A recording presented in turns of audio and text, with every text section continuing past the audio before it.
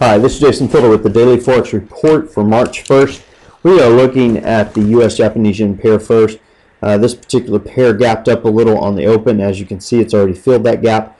We are expecting this pair to move up to at least 99.43, potentially as low as 95.82. Now look for some resistance if it moves higher at 98.50, and also look for support around 96.80 in this particular pair. Now switching over to the Euro USD. By the way, this pair is moving, I believe, is starting to move sideways, so we'll have to see how that plays out. Now the Euro USD pair, this particular pair, we have a significant gap down, over 100 pips worth of gap there. As we've said before, you have a 89.1% chance that this gap will be filled prior to the close on Friday. Now we are expecting this pair to move as high as 128.80 and potentially as low as 124.71. Look for some resistance around 127.60 and look for support around 125.80 in this particular pair. This pair is moving sideways for the most part, and the bias is sideways also. Let's take a look at the pound US dollar. This particular pair, let me resize that a little bit more. This particular pair gapped down also, but not as much, about 22 pips. Sure, it will close that gap prior to the close on Friday. We are expecting it to move as high as 1.4523 and as low as 139.04.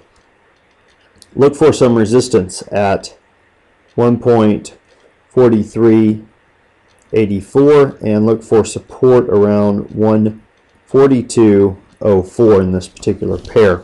This pair is moving sideways. The bias is sideways, definitely consolidating down, hopefully for a large breakout. Now looking at the US Swiss, this pair we are expecting to move possibly as high as 118.60 and possibly as low as 115.10. Look for some resistance in this pair around 117.42 if it moves higher, and if it moves lower, look for support around 116.42. This pair is consolidating to the upside, moving sideways for the most part. We should get a good breakout to the upside or to the downside. I think we're going to get one to the downside, but that is yet to be seen. Nonetheless, this pair is setting up for a breakout, regardless of which direction you think it's going to go. So definitely keep an eye on that. Now, what am I looking for during this next session? Well, the US-Japanese yen pair has a setup for a swing trade. We have a low at this point in here. We've drawn a trend line.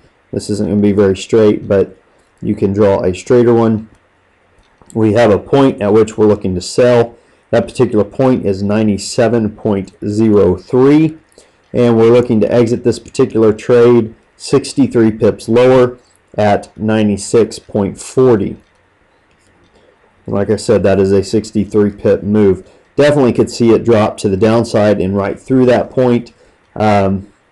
You know, if you get into this trade and we do hit our target, our first target, and you want to go to break even or maybe lock in 30 pips worth of profit, we have this window of opportunity between here and here. I know I haven't talked about that in a while, but we definitely have where the market just moved higher, much quicker with no real break. So if we get a break of the 96, say 35 level, and you're in this trade already in profit, move your stop to break even, maybe even lock in 30 pips worth of profit, and you can let it ride and see if it will come down over the next session or two down to basically the high of this session's bar, maybe a few pips above it. So that's definitely something to look at. This could turn easily into a 163 pip move as opposed to just a 63 pip move. So you definitely need to keep an eye on that. Now another one that we're looking at, I don't think it's going to get there, but nonetheless I'll show you, is another swing trade in the Euro Australian dollar pair. we have a high here and a high here. Draw your trend line there. Basically looking for a breakout, a buy, looking to buy around the 1.9970 mark. Now right above that, we've hit previous resistance around the 1.9990 area. So I'm not sure if buying at the 1.9970 is going to be that wise. If you do, as it approaches the 1.9990 area, you definitely want to bring your stop to break even, because it could just bounce back down to the downside. Of course, that's you have a potential also for it to hit that level and break out to the upside. So getting in 20 pips earlier could be a really good thing. You just need to be aware of what's happening in this particular pair as it moves higher to those points of previous resistance. Well, we have the Eurozone releasing their CPI for February at 5 a.m. tomorrow. The consensus is that it has dropped from 1.1% down to 1.0%, which is good for the euro. We also have the Canadian dollar releasing their GDP for December at 8:30 a.m. tomorrow.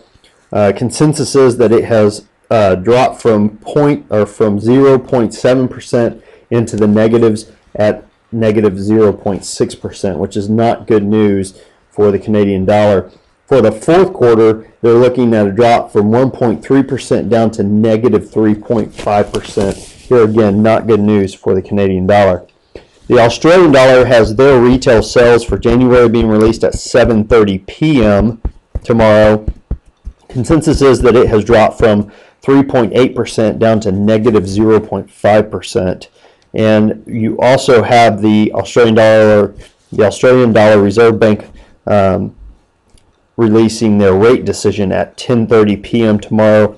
Consensus is they're going to drop from 3.25% down to 3% even. Well, that about does it for today. Until next time, this is Jason Fielder. Good trading.